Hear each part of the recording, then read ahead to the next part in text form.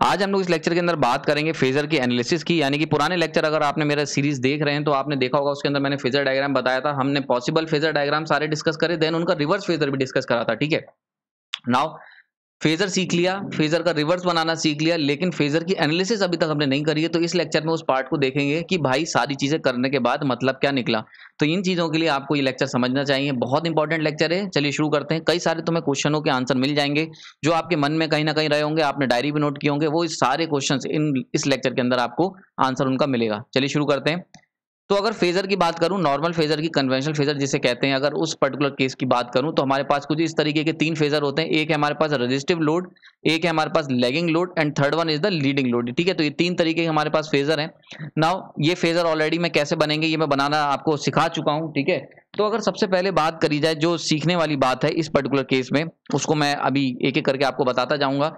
इस फेजर में कोई कंफ्यूजन नहीं होना चाहिए। इसमें ये डेल्टा एंगल आपको पता होगा, डेल्टा यहाँ पे लोड एंगल है। डेल्टा के बारे में बता दे रहा हूँ, डेल्टा आपका यहाँ पे क्या था, लोड एंगल था, लोड एंगल। क्लियर।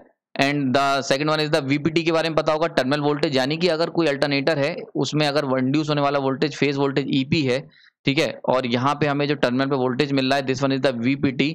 और जब मैं इस पे लोड लगा देता हूँ आगे लोड, ठीक है, तो जब जैसे हम लोग इसमें लोड कनेक्ट करते हैं तो इसके अंदर करंट फ्लो कर जाएगा आइए। ये आइए करंट जो है यहाँ पे शो करा हुआ है तीनों के केस में। ठीक है, आइए। देन वीपीटी क्या है, terminal voltage, this one is the VPT. VPT क्या होता है, टर्मिनल वोल्टेज जो मुझे मिलेगा। ठीक, ईपी हो गया। अब इसमें जो तीन तरीके के वोल्टेज ड्रॉप होते थे, एक होता था आर्मेचर रिएक्शन की वजह से, this one is due to armature reaction. Colour pen का दूसरा ले लेता हूं। This one is due to the armature reaction, this one is due to leakage and this one is due to resistance of winding, armature winding. ठीक है, ये तीन तरीके वोल्टेज ड्रॉप मैंने बना रखे हैं।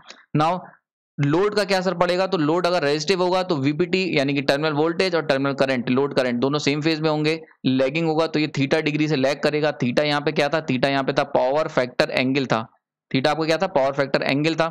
ठीक है, ये चीज क्लियर हो गई थी। नेक्स्ट एक चीज थी इसमें, डेल्टा आपको पता था लोड एंगल। नाउ अगर लीडिंग होगा तो यहाँ पे थीटा से करंट जो होगा वो वोल्टेज से लीड करेगा। ठीक है, खास बात जो मैंने आपको एक चीज और बताई हुई है, आपको क्या याद रखना है, एक चीज ये भी याद रखनी है कि ये जो वोल्टेज लीड और करंट लीड, यहाँ पे जो करंट की लीडिंग की बात हो रही है वो किसके बारे में हो रही है, यानी कि ये दिस वन आईए करंट जो मैंने यहाँ पे बनाया है, ये तुम्हारा लीड करेगा। आईए किसको लीड करेगा, आईए आपको लीड करेगा इस केस में वीपीटी को। याद रखना, आई ईपी की बात नहीं हो रही यहाँ पे, वीपीटी टर्मिनल वोल्टेज। देखो क्योंकि क्या ये लोड है, इसके अंदर फ्लो होने वाला करंट आईए हो गया।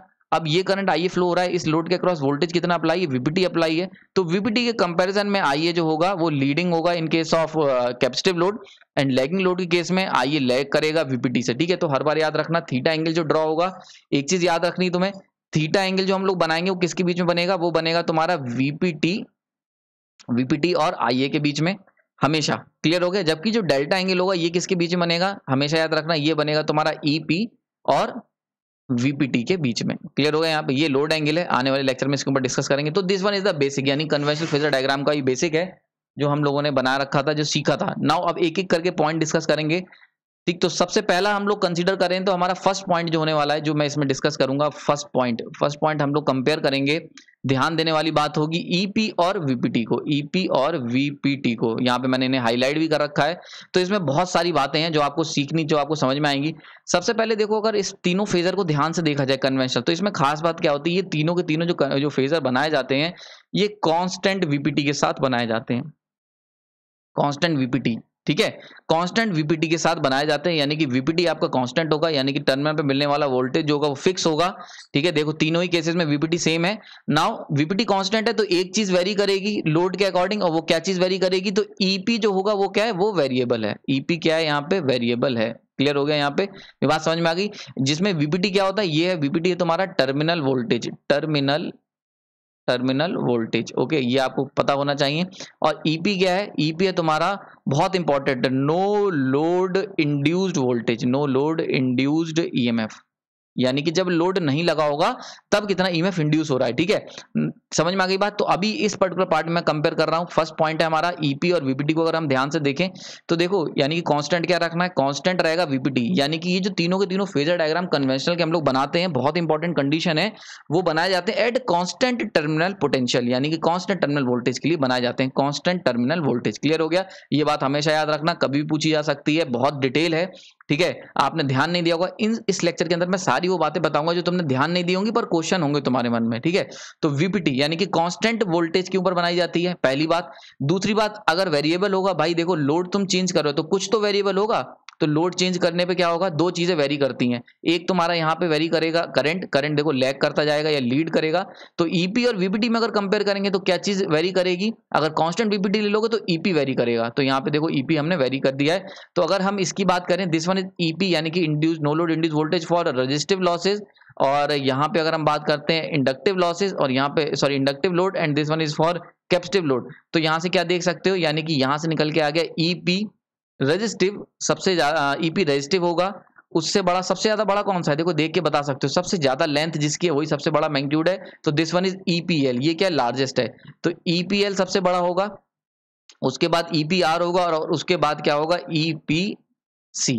यानी कि जो इंड्यूस वोल्टेज होगा, नो लोड इंड्यूस वोल्टेज, वो सबसे ज्यादा इंडक्टिव लोड लगाने पे करना पड़ेगा, देन उसके बाद रेजिस्टिव पे, एंड देन उसके बाद फेजर डायग्राम ऑफ कैपेसिटिव यानी कि लीडिंग लोड के केस में। बहुत इंपॉर्टेंट ये चीज, क्लियर हो गया। तो ये चीज आपने देखी होगी, जस्ट कॉमन सेंस है, अगर आपने देख रखी है तो आपको पता होगा, ठीक है, क्लियर हो गया यहाँ पे। तो फेजर से एक चीज और हम लोग सीख सकते हैं, यानी कि पहला पॉइंट जो है उसमें दो बातें सीखने को मिलेंगी। एक तो ये जो फेजर डायग्राम होते हैं conventional, these all are making with constant PPT, constant VPT के हिसाब से हम लोग इनको बनाते हैं।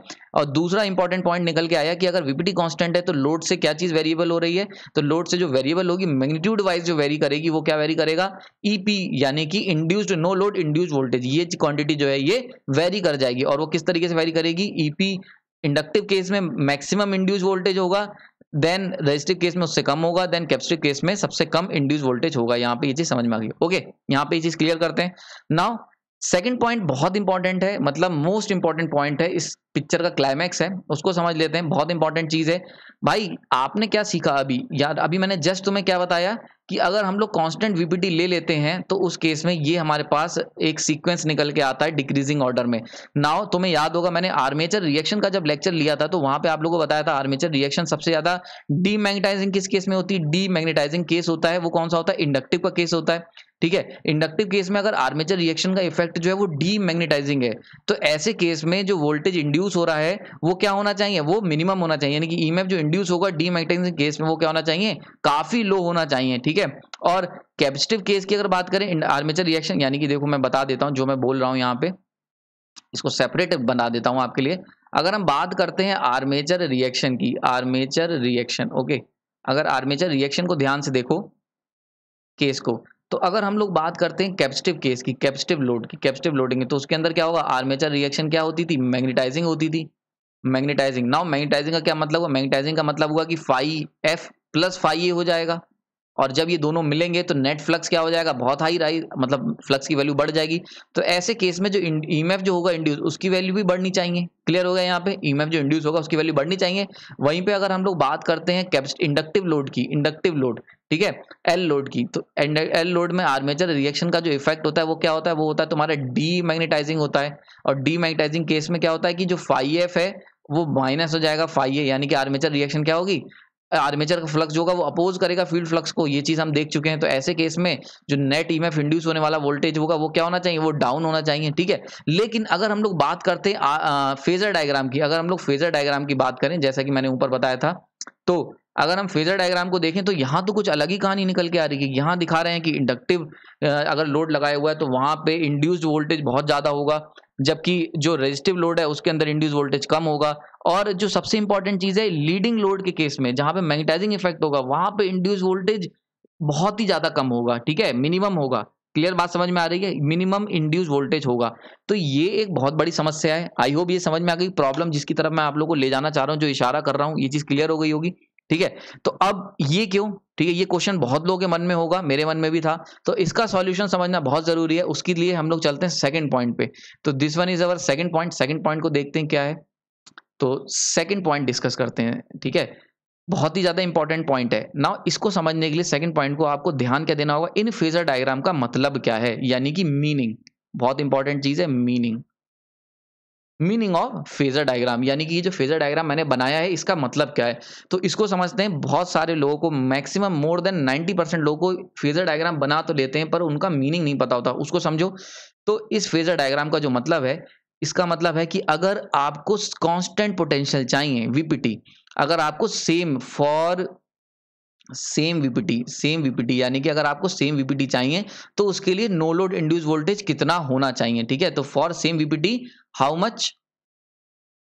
मच ईपी इज रिक्वायर्ड, बहुत इंपॉर्टेंट लाइन बता रहा हूं, ठीक है। यानी क्या मतलब हुआ कि अगर आपको सेम वीपीटी चाहिए, सेम पोटेंशियल टर्मिनल पे चाहिए, इरेस्पेक्टिव ऑफ लोड, कोई भी लोड लगाओ, रेजिस्टिव हो, इंडक्टिव हो, कैपेसिटिव हो, तो ऐसे केस में तुम्हें कितना नो लोड इंड्यूस वोल्टेज होना चाहिए। क्लियर हो रहा है यहाँ पे? तो आपको कितना नो लोड इंड्यूस वोल्टेज की जरूरत है। क्लियर? तो देखो इससे क्या मतलब निकल के आया नो लोड इंड्यूस वोल्टेज से, तो ईपी देखो यहाँ पे क्या है, ईपी है तुम्हारा no load induce voltage, no load induced voltage, ठीक है।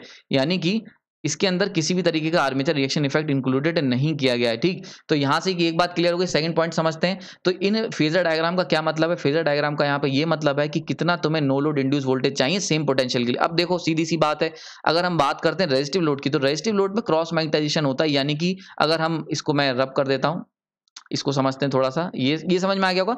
तो मीनिंग समझ लो इसमें, इस सेकंड पॉइंट के अंदर हम लोग मीनिंग डिस्कस करेंगे। और यहाँ पे इस फेजर डायग्राम का जो मतलब है वो ये है कि सेम वीपीटी के लिए कितना ईपी रिक्वायर्ड है। क्लियर हो गया? तो जरा आप इसको थोड़ा सा और डिटेल में जाते हैं। इसको मैं इसको रब कर देता हूँ यहाँ पे, जिससे कि थोड़ी सी जगह कर सकूँ आपको समझाने के लिए। आई होप समझ में आ रहा होगा, ठीक है। तो अगर हम लोग सबसे पहले अगर ध्यान देते हैं, बहुत धीरे धीरे ध्यान देना है, अगर इस केस की बात करें तो इसमें जो आर्मेचर रिएक्शन का जो इफेक्ट है वो है क्रॉस मैग्नेटाइजेशन। क्रॉस मैग्नेटाइजेशन के अंदर मैंने आपको बताया था कि फील्ड फ्लक्स केवल डिस्टॉर्ट होता है, और अगर सैचुरेशन केस इंक्लूडेड है तो डीमैग्नेटाइजेशन इफेक्ट भी पिक्चर में आ जाता है, स्मॉल सा। तो यहाँ पे स्मॉल सा डीमैग्नेटाइजेशन इफेक्ट देख सकते हो कि जो बनने वाला वोल्टेज है स्मॉल डीमैग्नेटाइजेशन होगा, यानी कि क्या होगा, मैग्नीट्यूड थोड़ा सा डाउन होगा वीपीटी का। तो ऐसे केस में अगर वीपीटी का मैग्नीट्यूड थोड़ा सा डाउन होगा तो मुझे क्या लेना पड़ेगा, ईपी को थोड़ा सा ज्यादा लेना पड़ेगा वीपीटी से। क्लियर हो रहा है यहाँ पे? क्योंकि क्या हो रहा है, क्रॉस प्लस स्मॉल सा डीमैग्नेटाइजेशन, ठीक है, small demagnetization due to saturation of core, यानी कि सैचुरेशन की वजह से थोड़ा सा डीमैग्नेटाइजेशन हो जाएगा। तो हम ये मान के चलते हैं कि हमारा प्रैक्टिकल अल्टरनेटर है, तो क्रॉस मैग्नेटाइजेशन हो रहा है प्लस स्मॉल डीमैग्नेटाइजेशन हो रहा है। तो जब डीमैग्नेटाइजेशन हो रहा है तो आपको क्या करना पड़ेगा, एक्स्ट्रा नो लोड वोल्टेज बनाना पड़ेगा, ताकि डीमैग्नेटाइजेशन के इफेक्ट से जो वीपीटी कम मिल रहा है वो उतना कम ना मिले। क्लियर हो गया? तो ये बात समझ में आ गई होगी, ये चीज क्लियर हो गई यहाँ पे, यानी कि जो आर्मेचर रिएक्शन का इंक्लूड है इफेक्ट हमने इंक्लूड कर लेंगे, तो यहाँ पे हमें क्या मिलेगा, ईपी हमें थोड़ा सा ज्यादा लेना पड़ेगा। नाउ सेकंड केस की बात चलते, इसके अंदर जो आर्मेचर रिएक्शन का इफेक्ट अभी हमने पीछे सीखा वो बहुत ज्यादा केवल और केवल डीमैग्नेटाइजेशन है, और ये बहुत ज्यादा सीवियर होता है। तो ऐसे केस में क्या होगा, तुम्हें सेम पोटेंशियल बनाने के लिए, यानी कि सेम वीपीटी लेने के लिए बहुत हाई ईपी बन लेना पड़ेगा। क्यों? क्योंकि भाई बहुत ज्यादा अगर वोल्टेज नो लोड इंड्यूस कराओगे तो आर्मेचर रिएक्शन क्या करेगा, उस वोल्टेज को डाउन कर देगा, बहुत ज्यादा गिरा देगा डीमैग्नेटाइजेशन इफेक्ट के कारण, तब हमें वीपीटी मिलेगा, यानी कि काफी ज्यादा डीमैग्नेटाइजेशन इफेक्ट कारण। तो डीमैग्नेटाइजेशन इफेक्ट को ओवरकम करने के लिए तुम्हें एक्स्ट्रा वोल्टेज जनरेट करना पड़ेगा। बात समझ में आ रही है? तो आई होप ये लेक्चर तुम्हें धीरे धीरे समझ में आ रहा होगा, ये चीज क्लियर हो रही है। तो आपको क्या करना पड़ेगा, सेकंड पॉइंट यहाँ पे ये बता रहा है मीनिंग क्या है। तो इस फेजर डायग्राम का ये मतलब, अगर लैगिंग लोड की बात करते हैं तो यहाँ पे ईपी जो वीपीटी से बहुत ज्यादा हाई बनाया हुआ है, तो वो ये बता रहा है कि डीमैग्नेटाइजेशन इफेक्ट जो हो रहा है उसकी वजह से उसको ओवरकम करने के लिए तुम्हें एक्स्ट्रा पोटेंशियल बनाना पड़ेगा, ठीक है। अगर आप कांस्टेंट टर्मिनल वोल्टेज चाहते हो तो डीमैग्नेटाइजेशन इफेक्ट अगर हो रहा है तो सीधी सी बात है, डीमैग्नेटाइजेशन का मतलब जितना वोल्टेज बना रहे हो उतना और कम कर दे रहा है वो। तो ऐसे केस में क्या होगा, डीमैग्नेटाइजेशन इफेक्ट के कारण बहुत कम पोटेंशियल मिलेगा, और तुम्हें सेम पोटेंशियल चाहिए, वीपीटी अगर सेम चाहिए आपको, तो ऐसे केस में एक्स्ट्रा ईपी बनाना पड़ेगा। तो ईपी बहुत ज्यादा बनाना पड़ेगा वीपीटी, क्यों? टू ओवरकम, बहुत important, to overcome demagnetization effect, demagnetization effect. Clear हो रहा है यहाँ पे? डीमैग्नेटाइजेशन इफेक्ट को ओवरकम करने के लिए ईपी ज्यादा बनाना पड़ेगा। नाउ थर्ड केस को अब समझते हैं। थर्ड केस को, इसके अंदर जो आर्मेचर रिएक्शन का जो बिहेवियर है वो है मैग्नेटाइजेशन। मैग्नेटाइजेशन बिहेवियर है। मैग्नेटाइजेशन का मतलब क्या हुआ कि भाई जितना तुम वीपीटी अगर मुझे चाहिए, तो अगर मान लेते हैं हमारा नो लोड वोल्टेज ईपी बन रहा है, तो ईपी प्लस आर्मेचर रिएक्शन क्या करेगा, मैग्नेटाइज करेगा, यानी कि इस ईपी को बढ़ा देगा, और मैग्नेटाइजेशन इफेक्ट कारण ईपी बढ़ जाएगा। तो ऐसे केस में क्या होगा, छोटे से ईपी से ही तुम्हारा वीपीटी मिल जाएगा, यानी कि आपको स्मॉल ईपी, छोटे से वोल्टेज से, छोटे से नो लोड वोल्टेज से आप ज्यादा वोल्टेज जनरेट कर सकते हो। तो this one is the meaning of leading load power factor. Clear? Leading load phasor diagram समझ में आया? तो यहाँ पे जो ईपी स्मॉल सबसे बनाया गया है, इसका क्या मतलब है कि सेम टर्मिनल वोल्टेज वोल्टेज के लिए, सेम वीपीटी के लिए स्मॉल सा ईपी ही सफिशिएंट है, क्योंकि मैग्नेटाइजेशन इफेक्ट जो होगा वो क्या करेगा, इस ईपी को बढ़ा देगा। क्लियर हो रहा है, बात समझ में आ रही है, यहां तक क्लियर हो गया होगा। तो third one is the phasor diagram. I hope ये तीनों फेजर समझ में आए होंगे, इनका मतलब क्या होता है। तो यहाँ पे ये मतलब नहीं है कि वीपीटी अगर मैग्नेटाइजेशन इफेक्ट हो रहा है तो ऐसे केस में ईपी ज्यादा होना चाहिए, नहीं नहीं, यहाँ पे ये बता रहे हैं फॉर कांस्टेंट पोटेंशियल यानी कि कांस्टेंट टर्मिनल वोल्टेज के लिए वीपीटी को कांस्टेंट रखने के लिए तुम्हें कितना नो लोड वोल्टेज चाहिए, ठीक है। तो क्योंकि अगर मैग्नेटाइजेशन हो रहा है भाई, अगर तुम्हें पता है कि तुम्हें देखो वीपीटी कांस्टेंट रखने का मतलब हो गया 100 रुपए, तो 100 रुपए चाहिए मुझे जब मैं टॉफी खरीदने, या मान लेते हैं कि हम लोग कोई चीज परचेज करने जाएंगे तो 100 रुपए की जरूरत पड़ेगी। नाउ अगर हम कह रहे हैं मैग्नेटाइजेशन इफेक्ट कुछ इस तरीके से है कि रास्ते में तुम्हें कोई इंसान 50 रुपए दे देगा, प्लस 50 देगा, डीमैग्नेटाइजेशन का मतलब है -50 देगा, और क्रॉस का मतलब है -30 देगा। क्लियर हो रहा है। और तुम्हें जरूरत कितनी, वीपीटी का मतलब है 100 रुपए की जरूरत है जब मैं मार्केट में पहुंचूंगा, ठीक है। तो अब देखो इस 100 रुपए के लिए तुम्हें क्या करना पड़ेगा, अब तुम्हें कुछ पैसे घर से, ईपी क्या है, ये वो पैसे हैं जो तुम्हें घर से लेके चलने पड़ेंगे। क्लियर हो गया। तो भाई अगर 100 रुपए चाहिए मार्केट में, तो कुछ पैसे तुम घर से लेके चलोगे, तुम्हें पता है कि रास्ते में 30 रुपए तुमसे वापस और ले लिए जाएंगे, तो ऐसे केस में तुम कितने लेके चलोगे, 130 लेके चलोगे। क्लियर हो रहा है, समझ में आ रहा है, ये एक फिजिकल लाइफ से रिलेट कर दे रहा हूं मैं इसे। तो ईपी का क्या मतलब है, तुम घर से कितने पैसे लेके चलोगे, नो लोड, यानी कि जब किसी ने तुमसे कुछ रुपए नहीं मांगे हैं, नो लोड का मतलब नो डिमांड, तो जब डिमांड नहीं हुई है तो 130 रुपए लेके चलोगे। रास्ते में आर्मेचर रिएक्शन का मतलब क्या हुआ, रास्ते में जरूरत पड़ना, तो आर्मेचर रिएक्शन मतलब रास्ते में जरूरत पड़ जाएगी मार्केट पहुंचने से बीच में ही, तो मार्केट पहुंचने से पहले 30 रुपए की जरूरत पड़ जाएगी। मान लेते हैं ऑटो कर लिया तुमने, तो 30 रुपए माइनस कर दोगे 130। तो अगर तुमने ये चीज फिक्स कर दी कि तुम्हें मार्केट में तो 100 रुपए लेके ही जाने हैं, तो ऐसे केस में घर से कितने लेके चलोगे, 130। ये समझ में आ गया, 130 हो गए। नाउ अब तुम्हें पता है रास्ते में तुमसे 50 रुपए ले लिए जाएंगे, यानी कि बहुत ज्यादा खर्चा होगा, तो ऐसे केस में तुम घर से कितने लेके चलोगे, 150 लेके चलोगे फॉर मार्केट के 100 रुपए के लिए, कांस्टेंट 100 रुपए के लिए। देखो ये 100 रुपए बराबर है, तो इस केस में तुम 150 रुपए लेके चलोगे। देखो इसलिए ईपी क्या है, ये तुम्हारी इनिशियल पैकेज है, इनिशियल मनी है जो तुम लेके चल रहे हो। नाउ थर्ड केस चलते हैं। अब तुम्हें पता है मार्केट में तुम्हें 50 रुपए देगा, यानी कि सोचो मार्केट पहुंचने से पहले तुम्हें 50 रुपए रास्ते मिल जाएंगे। तुम्हारा कोई दोस्त है वो तुम्हें 50 रुपए रास्ते में देगा, तो 50 रुपए अगर तुम्हें रास्ते में तुम कमाओगे, तो ऐसे केस में तुम घर से कितने लेके चलोगे, घर से आप लेके चलेंगे 50 माइनस कर लो, यानी केवल 50 रुपए आप घर से लेके चलोगे, 50 रुपए रास्ते मिल जाएंगे, तो तुम्हें और मार्केट पहुंचते पहुंचते तुम्हारे पास कितने हो जाएंगे, 100 रुपए। क्लियर हो रहा है। तो देखो 100 रुपए तीनों में कांस्टेंट रहे, घर से तुम कितने लेके चलोगे, this one is the EP, और रास्ते में तुम्हारे साथ क्या हो रहा है, this one is the armature reaction effect. Clear हो गया। तो ये बहुत ही डिटेल में मैंने तुम्हें समझा दी, आई होप समझ में आ गई होगी। क्लियर हो गया। यहाँ पे आगे चलते हैं। नाउ थर्ड केस समझते हैं भाई, यहां तक कि अब ये केस में हम लोग डिस्कस करेंगे, यानी कि जो तीसरा केस ले रहा हूं, थर्ड केस, इसके अंदर हम लोग डिस्कस करेंगे ई ए और ईपी एंड वीपीटी का रिलेशन।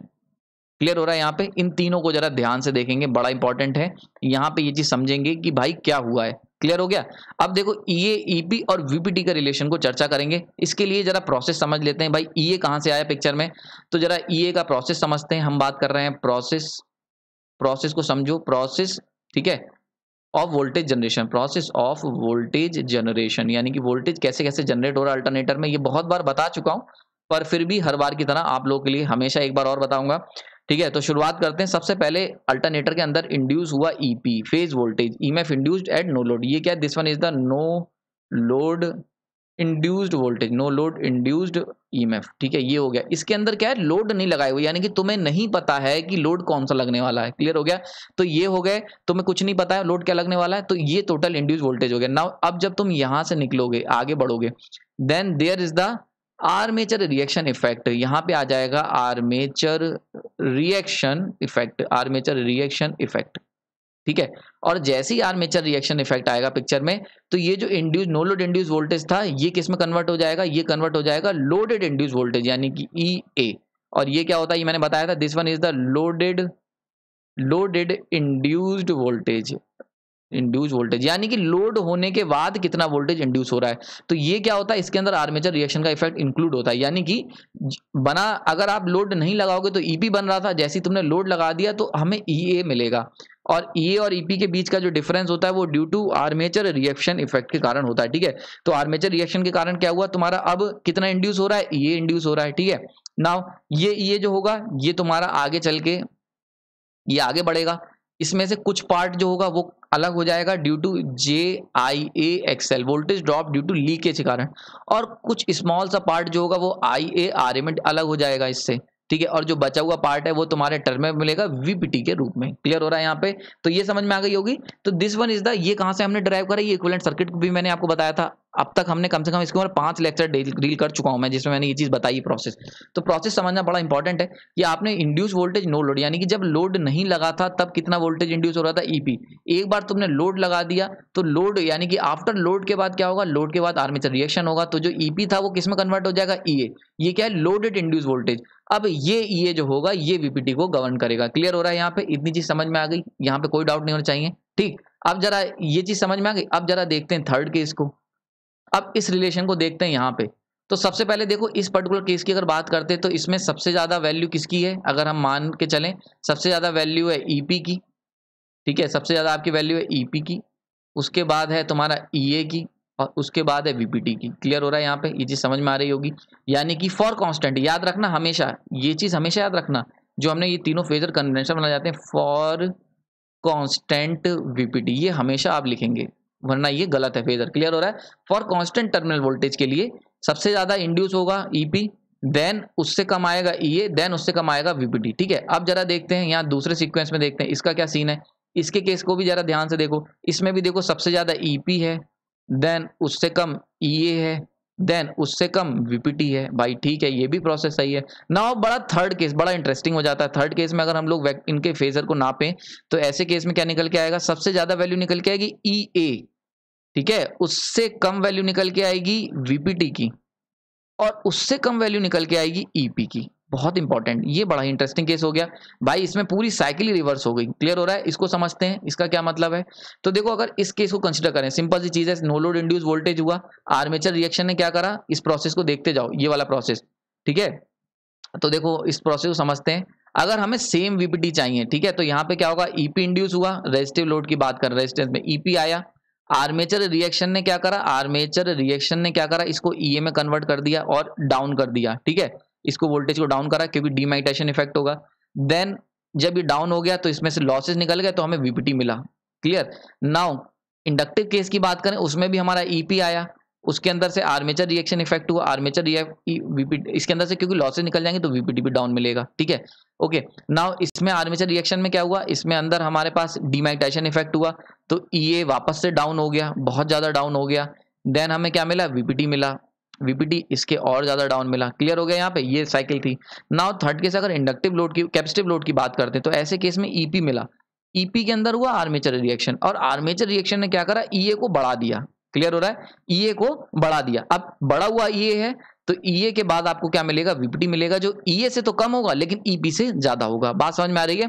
तो अगर मैं एक चीज और इसमें बता दूं, एक चीज और इसमें ऐड कर दूं, अगर आपको कंफ्यूजन हो रहा है, याद रखो VPT और EA ये जो होते हैं ये डायरेक्ट रिलेशन में होते हैं। यानी कि ये जो केसेस की हम बात कर रहे हैं, ये लोडेड कंडीशन अगर तुम लोगे, लोडेड कंडीशन में, तो इन लोडेड कंडीशन EA और VPT आपस में डील करते हैं। यानी कि EA में से जो होते हैं वो लॉसेस हट जाते हैं और हमें क्या मिलता है, VPT मिलता है, ठीक है। नाउ EA और EP के बीच का जो संबंध है, ये हमारा आर्मेचर रिएक्शन डिसाइड करती है, इससे VPT को कोई मतलब नहीं है। क्लियर हो रहा है? तो VPT जो होता है लोडेड कंडीशन में, यानी कि इसको मैं लिख देता हूं, बहुत इंपॉर्टेंट पॉइंट है, इन लोडेड कंडीशन, अगर हम लोडेड कंडीशन की बात करते हैं, लोडेड कंडीशन, ठीक है, तो ऐसे केस में VPT जो होता है ये रिलेशन में होता है EA के, और EA जो होता है ये रिलेशन में होता है, यहां पे बना देता हूं, EA जो होता है ये रिलेशन में होता है EP के, ठीक है, और इनके बीच में होता है आर्मेचर रिएक्शन से ये दोनों जुड़े होते हैं, और ये दोनों जो होते हैं ये वोल्टेज ड्रॉप से जुड़े होते हैं। यानी कि कौन कौन से voltage drop, IARA plus JIA-XL। Clear हो रहा है? तो VPT और EA जो हैं ये आपस में जुड़े होते हैं इन दो लॉसेस से, इन दोनों का आपस में आर्मेचर रिएक्शन से कोई मतलब नहीं होता, ठीक है। तो ये लॉसेस क्योंकि कांस्टेंट होंगे, इसके अंदर हमेशा डाउन ही होगा, वोल्टेज ड्रॉप ही होगा, इसीलिए EA, याद रखना, एक यूनिवर्सल इक्वेशन बता रहा हूं, EA जो होगा वो हमेशा ज्यादा होगा VPT से, चाहे कोई भी लोड हो, ठीक है। ये क्या होगा, ये इनएविटेबल है, या कह सकते हैं इसे हमेशा, ये जो होगा हमेशा आपका होगा, यानी कि आर्मेचर रिएक्शन के बाद जो वोल्टेज इंड्यूस वोल्टेज होगा लोडेड कंडीशन में हमेशा उससे कम वोल्टेज ही तुम्हें टर्मिनल पे मिलेगा, ठीक है। तो जो मैग्नेटाइजेशन इफेक्ट या डीमैग्नेटाइजेशन इफेक्ट है वो कहाँ आता है, वो इस पिक्चर में लाई करता है, यानी कि ये वाला जो है, इसको दूसरे पेन से बता दे रहा हूँ, ई और ईपी का बीच का जो रिलेशन है, यहाँ पे आपका cross demagnetization and magnetization effect है, यानी कि ये जो तीनों इफेक्ट हैं ये आपके कहाँ लाए करते हैं, ईए और ईपी के बीच में लाए करते हैं। बात समझ में आ रही है यहाँ पे। तो ई यानी कि cross magnetization effect, demagnetization effect और मैग्नेटाइजेशन इफेक्ट, ये कहाँ पे लाए करेंगे, ये लाए करेंगे तुम्हारे ईए और ईपी के बीच में। लेकिन अगर वीपीटी की बात करोगे तो वीपीटी और ईए के बीच में कोई भी इस तरीके का आर्मेचर रिएक्शन इफेक्ट नहीं होगा, इसीलिए यहाँ पे क्या होगा, आपका केवल नॉर्मल वोल्टेज ड्रॉप होगा। तो जरा अब वापस चलते हैं फेजर पे, ये बहुत ही इंसाइटफुल है, बहुत ध्यान से समझना। तो देखो अब इस पर्टिकुलर पार्ट में देख लो, तो देखो यहाँ पे एक बात देखो, मैंने तुम्हें जो यूनिवर्सल बताई थी ना कि ई हमेशा वीपीटी से कम रहेगा, ई हमेशा ज्यादा रहेगा वीपीटी से। देखो ई और वीपीटी को देखो हमेशा कम है, ई से वीपीटी हमेशा कम है, ई से वीपीटी हमेशा कम है, ई से वीपीटी हमेशा कम है। क्यों? क्योंकि इनके बीच में एक कांस्टेंट लॉसेज हो रहे हैं, यानी कि अगर हम बात करते हैं ये जो लॉसेज हैं, ये जो आई वी ड्रॉप की जो बात हो रही है, ये जो होते हैं ये डिपेंड्स ऑन लोड, ये डिपेंड्स ऑन लोड, यानी कि ये हमेशा लोड पे डिपेंड करेंगे। बात समझ में आ रही है, ये हमेशा लोड पे डिपेंड करेंगे, इसीलिए क्या होंगे, बिहेवियर पे, यानी कि not on power factor of load, यानी कि लोड के पावर फैक्टर डिपेंड नहीं करेंगे, केवल लोड पे डिपेंड करेंगे। तो इसीलिए वीपीटी हमेशा ईए से कम होगा। लेकिन ई और ईपी की बात करें तो ये यहाँ पे ये तीन इफेक्ट हो सकते हैं, और ये क्या होंगे, depends on power factor of load, यानी कि ये क्या होंगे, ये तुम्हारे लोड के पावर फैक्टर पर डिपेंड कर रहे हैं, इसीलिए इनकी वैल्यू जो होती है वो ज्यादा और कम हो जाती है। इसी वजह से क्या हो रहा है, जो थर्ड पॉइंट को हम लोग ध्यान से देखें, थर्ड पॉइंट को अगर हम लोग वापस से देखें तो देखो इसमें ये चीज तुम्हारे सामने है, ये पर्टिकुलर केस देखो, इस केस में देखो ईए, इसमें ईए क्या है, कम है ईपी से, ठीक है, ईए ईपी से कम है, यानी कि क्या हो रहा है, डीमैग्नेटाइजेशन हल्का सा हो रहा है। इस पर्टिकुलर केस को देखो, इसमें भी ईए पे कम है, इसमें भी डीमैग्नेटाइजेशन इफेक्ट के कारण ऐसा है ना। इसमें देखो ईए ईपी से ज्यादा है, ये क्या होगा, ये रिवर्स हो गया, ये क्या होगा, ड्यू टू मैग्नेटाइजेशन इफेक्ट, ठीक है। तो देखो यहां से देख सकते हो इस पर्टिकुलर फेजर से, भाई देखो ईए ईपी सबसे ज्यादा है, उसके कम मैग्नीट्यूड ईए का है। यहाँ पे देखो इस लेंथ को अगर नापोगे स्केल से तो ये ज्यादा आएगी, उससे छोटी लेंथ आएगी ईए की, क्लियर। नाउ अगर इन दोनों को नापोगे तो इस केस में देखो ईए की लेंथ बहुत ज्यादा है, ईए की लेंथ ज्यादा है एज कंपेयर टू ईपी। देखो इनकी लेंथ नाप लो, यहां से यहां तक की लेंथ लो और यहां से यहां तक की लेंथ लो, तो ईए की लेंथ ज्यादा निकल के आएगी ईपी से। क्लियर हो रहा है, यहाँ पे समझ में आ गई होगी बात, क्लियर हो गया। फेजर डायग्राम से भी आप इजी निकाल सकते हो। नाउ जो मैंने तुम्हें बताई थी इनएविटेबल वाली बात, यानी कि ईए हमेशा ज्यादा होगा वीपीटी से। तो देखो यहाँ पहले केस में ईए हमेशा ज्यादा है वीपीटी से। देखो ये वाली लेंथ जो है, इसको दूसरे पेन से बना देता हूँ, इस देखो ये वाली जो लेंथ है ये देखो ज्यादा है एज कंपेयर टू दिस। इस केस में भी देख लो ये वाली लेंथ ज्यादा है इससे, और इस केस में भी देख लो ये वाली लेंथ जो है ये पर्टिकुलर ज्यादा है इससे, यानी कि देखो ये वाली लेंथ इससे कम है, यानी कि इस केस में भी ईए जो है वो ग्रेटर है वीपीटी से हमेशा की तरह। क्लियर हो रहा है। तो this one is the inevitable law, यानी कि ये हमेशा ही होगा। समझ में आ गई बात, ये चीज क्लियर हो गई, इसमें कोई डाउट नहीं चाहिए। तो दीज आर द 3 पॉइंट्स जो कि कन्वेंशनल फेजर डायग्राम से आप सीख सकते हो, जो आपने ध्यान दिए होंगे या इससे रिलेटेड बहुत सारे सबके मन में क्वेश्चन रहते हैं। फेजर डायग्राम को समझा पाना एक बहुत ही टफ टास्क है, जल्दी हर एक के बस की बात नहीं होती है। इसके लिए मैंने बहुत ज्यादा रिसर्च करी है, देन आपको 3 पॉइंट निकाल के मैंने बताए हैं। आई होप जी समझ में आ गई होगी, अब पूरी तरीके से पिक्चर क्लियर होगी यहाँ पे, ठीक है। नाउ लास्ट में 4th पॉइंट चलते हैं। 4th पॉइंट के लिए हम लोग देखते हैं रिवर्स फेजर। ये कौन सा है, ये हमारा है रिवर्स फेजर, जब मैंने बनाया था reverse phasor. Now reverse phasor में आपको याद होगा एक बहुत ही खास बात मैंने बताई थी, रिवर्स फेजर की क्या खास बात थी, अगर आपको याद है कमेंट बॉक्स में लिख सकते हो, नहीं याद है तो मैं यहाँ पे बता देता हूँ। खास बात ये थी रिवर्स फेजर की कि इसके अंदर ईपी जो था वो कांस्टेंट था, यानी कि नो लोड वोल्टेज मैंने कांस्टेंट लिया हुआ था, और वीपीटी जो था वो वेरिएबल हो गया था, यानी कि इट डिपेंड्स ऑन लोड, यानी कि लोड के हिसाब से वीपीटी चेंज हो जाएगा लेकिन ईपी सेम रहेगा, कांस्टेंट ईपी रहेगा। तो देख सकते हो यहाँ पे कांस्टेंट ईपी, यानी कि ईपी का मैग्नीट्यूड मैंने तीनों में कांस्टेंट लिया हुआ है, ठीक है। तो first one is the example of resistive load, second one is the lagging load, and third one is the leading load. Clear हो गया। तो ये 3 आपके सामने कैसे बने ये मैंने पुराने लेक्चर में डिस्कस करा था। नाउ इन तीनों में खास बात क्या थी कि ईपी की वैल्यू सेम थी। नाउ अगर ईपी की वैल्यू सेम होगी तो इस केस की अगर बात करें, ईपी देखो सबसे ज्यादा मैग्नीट्यूड का है, कांस्टेंट मैग्नीट्यूड का है, उससे छोटा ईए आएगा। अगर इस पर्टिकुलर केस की बात करें देखो उससे छोटा ई आएगा और उससे छोटा वीपीटी आएगा। क्लियर हो रहा है यहाँ पे। इस पर्टिकुलर केस की बात करें तो देखो इस केस में क्या होगा, ईपी की वैल्यू कांस्टेंट रहेगी, यहाँ पे मैं लिख दे रहा हूँ ये कांस्टेंट है, इसको ऐसे बना दे रहा हूँ, दिस वन इज कांस्टेंट। तो देखो ईपी है उससे छोटा आएगा तुम्हारा ईए, यानी कि यहाँ से बनाएंगे तो दिस वन इज ईए, उससे छोटा आएगा ईए, और उससे छोटा आएगा वीपीटी। क्लियर हो रहा है यहाँ पे ना। अगर इस पर्टिकुलर केस की बात कर लें तो यहाँ पे ईपी कांस्टेंट है, जैसे ये था, तो यहाँ पे ईपी होगा, ईपी मैंने कांस्टेंट बनाया है, ओके, ये हो गया तुम्हारा EP, this one is constant. पर यहाँ पे खास बात क्या है, आप देखो ई ए बना लो, तो देखो ई ए की वैल्यू ईपी से ज्यादा आ गई, तो ई ए जो होगा वो बड़ा होगा यहाँ पे ईपी से, ये बड़ा आएगा ईपी से। क्लियर हो गया, यहाँ पे ये वीपी से बड़ा है। और देख लो वीटी भी बड़ा आ रहा है ये से, ईपी से, ठीक है, तो वीपीटी भी बड़ा आएगा, यानी कि इसको हम लिख सकते हैं इस तरीके से कुछ, ये उससे छोटा आएगा वीपीटी और इससे छोटा आएगा ईपी। क्लियर हो गया, समझ में आ गई होगी, आई होप ये चीज क्लियर हो गई होगी। तो देखो अगर हम इनको कंपेयर करते हैं तो अभी देखो तुमने जो कन्वेंशनल डायग्राम देखा था, ये वाला कन्वेंशनल, इसमें भी देखो सेम लिखा हुआ है, कोई अंतर नहीं है। बात समझ में आ रही है, सेम चीज है, ईपी उससे छोटा ईए उससे छोटा वीपीटी, ऊपर के दो केस और नीचे का थर्ड केस देखो कंपेयर कर लो, दोनों में देखो सेम आ रहा है। क्लियर हो रहा है, देखो सेम केस आ रहा है, यानी कि चाहे आप रिवर्स फेजर बनाओ चाहे आप कन्वेंशनल फेजर बनाओ, दोनों ही केसेस में जो इनके बीच का रिलेशन है वो सेम रहेगा। ठीक है, बात समझ में आ रही है। नाउ ये जो चीज मैंने आपको बताई, एक बात इसमें और इंपॉर्टेंट बात समझ लो, ये चीज क्लियर हो गई होगी, आई होप इसमें कोई डाउट नहीं होना चाहिए, तीनों चीजें मैंने कवर कर दी हैं। ठीक है, अब इस फेजर का क्या मतलब हुआ इसको भी थोड़ा समझ लेते हैं। इस पर्टिकुलर फेजर का ये मतलब हुआ कि अगर हम लोग कांस्टेंट इंड्यूस वोल्टेज की बात करें, यानी कि नो लोड वोल्टेज, अगर अल्टरनेटर, फॉर एग्जांपल इस केस में क्या ले रहा हूं कि अल्टरनेटर हमारा जो था वो कांस्टेंट वोल्टेज ईपी इंड्यूस कर रहा था जब लोड नहीं लगा था, तो जैसे ही आपने लोड लगाया इसके ऊपर, जैसे ही आपने इसके ऊपर लोड लगाया, ठीक है, लोड लगाते ही वीपीटी में क्या आया, तो जैसे ही तुमने लोड लगाया तो लोड रेजिस्टिव लोड लगाया था, तो देखो वोल्टेज छोटा हो गया, वीपीटी क्या हो गया, रिड्यूस हो गया, स्मॉल हो गया। ठीक है, तो इस केस में जैसे ही आपने लोड लगाया तो जो वो टर्मिनल पे मिलने वाला वोल्टेज है वो कम हो जाएगा। पहले टर्मिनल वोल्टेज कितना मिल रहा था, ईपी के बराबर, अब वोल्टेज कम मिलेगा। इंडक्टिव लोड लगाओगे तो देखो इतना सा वोल्टेज रहेगा, यानी कि बहुत ज्यादा वोल्टेज डाउन हो जाएगा due to demagnetization effect. Demagnetization effect के कारण क्या होगा, जो आउटपुट पे मिलने वाला वोल्टेज है वो डाउन हो जाएगा। नाउ थर्ड केस अगर बात कर लेते हैं तो मैग्नेटाइजेशन इफेक्ट के कारण क्या होगा, जितना तुम वोल्टेज नो लोड वोल्टेज मिला रहे हो उससे बहुत ज्यादा वोल्टेज तुम्हें मिलेगा आउटपुट पे ड्यू टू मैग्नेटाइजेशन इफेक्ट। ठीक है, तो बात समझ में आ गई, ये चीज क्लियर हो गई यहाँ पे। अच्छा, एक चीज और, इससे एक चीज हमारे सामने और निकल के आई, जो प्रोसेस मैंने आपको अभी पीछे समझाया था उसी में एक चीज और ऐड कर लेना। ये प्रोसेस हमने देखा था अभी पीछे, ठीक है, तो प्रोसेस ये रहा आपके सामने। प्रोसेस के बारे में एक बात और निकल के आ गई कि आर्मेचर रिएक्शन का जो इफेक्ट होता है वो नो लोड वोल्टेज पे कुछ नहीं होता है। नो लोड वोल्टेज आपका यूनिवर्सल है, यानी कि वो हमेशा उतना ही बनेगा जो हम जानते हैं। आर्मेचर रिएक्शन का जो इफेक्ट है वो तुम्हें ईए और वीपीटी पे देखने को मिलेगा, यानी कि अगर तुमसे पूछा जाए आर्मेचर रिएक्शन का इफेक्ट नो लोड वोल्टेज पे कितना होता है, तो आप कहेंगे there is a no effect of armature reaction और नो लोड इंड्यूस वोल्टेज। ये बात हमेशा याद रखना, यानी कि नो लोड पे बनने वाला जो वोल्टेज है उस पे आर्मेचर रिएक्शन का कोई इफेक्ट नहीं होगा। आर्मेचर रिएक्शन का अगर इफेक्ट आपको जानना है तो वो कहां मिलेगा, this one is on EA and VPT, यानी कि आर्मेचर रिएक्शन का जो इफेक्ट होगा वो ईए और वीपीटी के ऊपर आपको फील होगा। ठीक है, बात समझ में आ रही है, ये चीज क्लियर हो गई। नाउ लास्ट में आपको एक टेबल डिस्कस कर लेता हूं, बड़ा ही इंटरेस्टिंग, यानी कि इन सबको जो कंक्लूड करा उसको देख लेते हैं, यहां से कंक्लूड करके देख लेते हैं। तो भाई इसका क्या मतलब हुआ, इस पर्टिकुलर केस को हम लोग देख लेते हैं। This one is the magnitude, ये तुम्हारा मैग्नीट्यूड है वोल्टेज का मैग्नीट्यूड हो गया।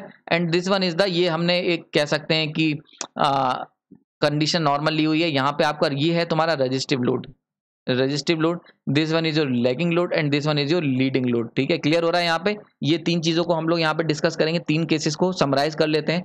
यहाँ पे केस कौन सा लिया हुआ है, ईपी को कांस्टेंट रखने वाला है, कांस्टेंट ईपी का केस है, यानी कि रिवर्स फेजर वाला। अगर हम लोग वोल्टेज को, इंड्यूस होने वाला वोल्टेज हमारा कांस्टेंट है, ठीक है, तो देखो हमारा वोल्टेज इंड्यूस होगा ईपी, इससे यहाँ पे देखो क्या होगा, this one is your EP, ये तुम्हारा याद रखना, this one is your EP, this one is your EA and this one is your, ये तुम्हारा है वीपीटी। ठीक है, ऐसी सिमिलर यहाँ पे क्या है, ये पहले इस केस को डिस्कस करते हैं। तो देखो ईपी इंड्यूस होगा, कांस्टेंट वोल्टेज इंड्यूस होगा। अब कांस्टेंट वोल्टेज इंड्यूस होगा, उसके बाद क्या होगा, जो ईए होगा यानी कि जो लोडेड इंड्यूस ईएमएफ है वो क्या होगा, थोड़ा सा डाउन हो जाएगा। ये क्यों हुआ, due to cross magnetization effect के कारण, क्रॉस प्लस स्मॉल डीमैग्नेटाइजेशन। ये क्यों हो रहा है, स्मॉल डीमैग्नेटाइजेशन, और ये डीमैग्नेटाइजेशन क्यों हो रहा है, ड्यू टू, इसको मैं बता चुका हूँ, ड्यू टू सैचुरेशन। ठीक है, सैचुरेशन इफेक्ट कारण, तो ये थोड़ा सा डाउन होगा। Then this one is the again voltage drop, ये क्यों हो रहा है, ये हो रहा है तुम्हारा I A R A plus J I A XL के कारण। ठीक है, और ये सेम होगा, देखो यहाँ पे जितना हो रहा है उतना ही यहाँ पे हो रहा है, उतना ही यहाँ पे हो रहा है। ठीक है, नाउ सेकंड केस की चलते हैं, लीडिंग लोड को समझते हैं। तो अगर हमने same no load voltage induce करा ईपी, तो देखो इसके अंदर क्या हो रहा है, देखो इतना ज्यादा वोल्टेज ड्रॉप आ रहा है, इतना ह्यूज, ये क्यों हो रहा है, ये due to demagnetization effect, demagnetization effect कारण इतना ज्यादा ईए में ड्रॉप आ जाएगा। दिस वन इज ईए, तो ईपी से ईए बहुत ज्यादा नीचे गिर जाएगा ड्यू टू डीमैग्नेटाइजेशन इफेक्ट, और उससे नीचे गिर जाएगा वीपीटी। वीपीटी क्यों गिर गया? क्योंकि ये देखो ईए से तो हमेशा कम होगा, और हम जानते हैं कि ईए माइनस ईए माइनस वीपीटी, अगर ईए माइनस वीपीटी देखें तो this one is I A R A plus J I A XL, और ये जो होता है ये क्या होता है? ये कांस्टेंट होता है, constant with load, constant with load. Clear? तो लोड के साथ ये लॉसेज जो होंगे वो कांस्टेंट होंगे, इसीलिए देखो सेम लॉसेज यहाँ पे भी हैं, तो ये भी ड्यू टू ये क्या हो रहा है? Due to EP EA minus VPT के कारण कांस्टेंट लॉसेज हैं, तो इसीलिए देखो दे सेम कांस्टेंट है। यहाँ पे जितना ड्रॉप है ये, ठीक है, ये जितना ड्रॉप है वीपीटी और ईए में उतना ही यहाँ पर है, उतना ही यहाँ पर है। नाउ थर्ड केस की तरफ चलते हैं। यहाँ पे क्या हो रहा है? यहाँ पे आपने ईपी इंड्यूस कराया, लेकिन क्या हुआ? क्योंकि मैग्नेटाइजेशन इफेक्ट हुआ, तो देखो इतना ज्यादा राइज अप हो गया, ये राइज अप हो गया। ये क्यों हुआ? Due to magnetization effect, due to magnetization effect, और ये ड्रॉप हो गया यहाँ पे वीपीटी में, ये है तुम्हारा वीपीटी, इसमें जो वोल्टेज ड्रॉप होगा ये क्या होगा? Due to constant losses, constant load losses, constant load losses.